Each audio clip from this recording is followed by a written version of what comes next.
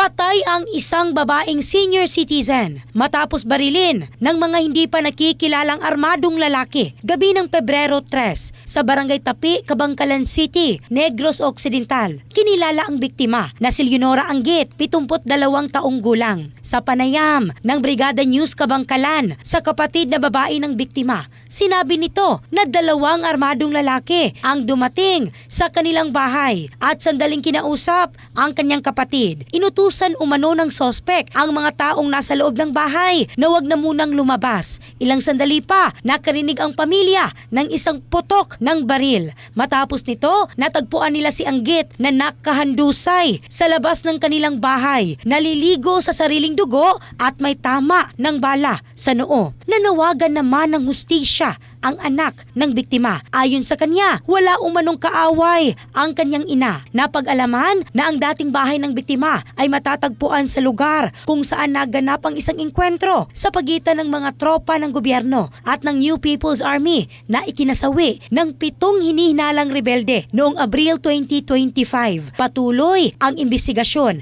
ng mga otoridad.